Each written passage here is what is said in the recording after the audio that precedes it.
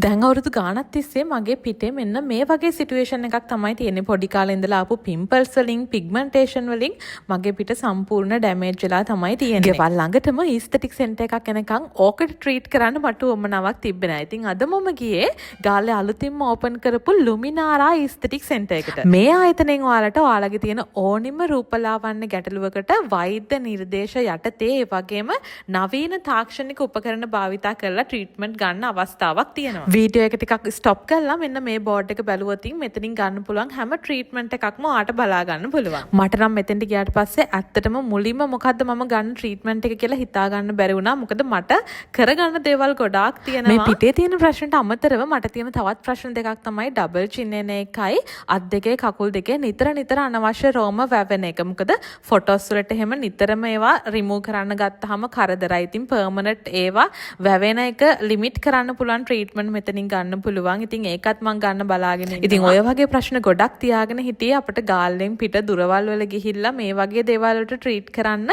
Time එකක් නැති නිසා. ඉතින් ඔන්න දැන් ගාල්ල අවට ඉන්න ඔයාට පුළුවන් මේ වගේ තියෙන රූපලාවන්‍ය ගැටලු වලට සාර්ථක ප්‍රතිඵල ගන්න ලුමිනාරා ඊස්තටික් සෙන්ටර් එක try කරලා බලන්න. අනිත් සෙෂන් වලින් පස්සේ ට්‍රීට්මන්ට් එකේ රිසල්ට් ගැනත් වීඩියෝ එකක් අරගෙන එන්නම්. Thank you for watching.